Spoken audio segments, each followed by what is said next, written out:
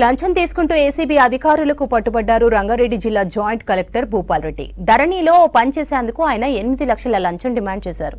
బాధితుడు జక్కిడి ముత్యం రెడ్డి ఫిర్యాదుతో ఏసీబీ అధికారులు ట్రాప్ చేసి జాయింట్ కలెక్టర్ను రెడ్ హ్యాండెడ్ గా పట్టుకున్నారు. భూపాల్ రెడ్డితో పాటు సీనియర్ అసిస్టెంట్ మదన్ మోహన్ రెడ్డి ఇంట్లో సోదాలు నిర్వహించారు ఏసీబీ అధికారులు. భూపాల్ రెడ్డి ఇంట్లో 16 లక్షలు నగదు స్వాధీనం చేసుకున్నారు. ధరణి వెబ్సైట్ లో ప్రొబేటెడ్ లిస్ట్ నుంచి 14 గుంటల భూమిని తొలగించాలని అధికారులను కోరాడు బాధితుడు. ఈ పని చేసేందుకు 8 లక్షలు డిమాండ్ చేశారు సీనియర్ అసిస్టెంట్ మదన్ మోహన్ రెడ్డి. బాధితుడి నుంచి ఆయన డబ్బులు తీసుకుంటుండగా పట్టుకున్నారు ఏసీబీ అధికారులు.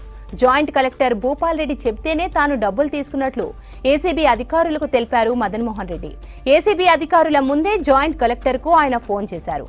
ఆ డబ్బులు తీసుకుని పెద్దంబర్పేట్ ఔటర్ రింగ్ రోడ్ దగ్గరకు రావాలని సీనియర్ అసిస్టెంట్ కు చెప్పారు జాయింట్ కలెక్టర్.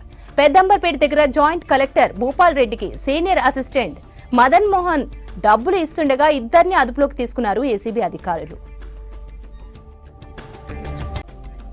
లంచం తీసుకుంటూ రెడ్ హ్యాండెడ్ గా దొరికిన రంగారెడ్డి జిల్లా జాయింట్ కలెక్టర్ భూపాల్ రెడ్డి ఘటనపై స్పందించారు ACB director general C V Anand. లంచాలు తీసుకునేవారు ఎన్ని జాగ్రత్తలు తీసుకున్నా ఏసీబీ అధికారుల నుంచి అవినీతి పరులు తప్పించుకోలేరని ట్వీట్ చేశారు. రంగారెడ్డి జిల్లా joint collector Bhupal Reddy senior assistant Madan Mohan Reddy 8 లక్షలు తీసుకుంటుండగా పట్టుకున్నామన్నారు.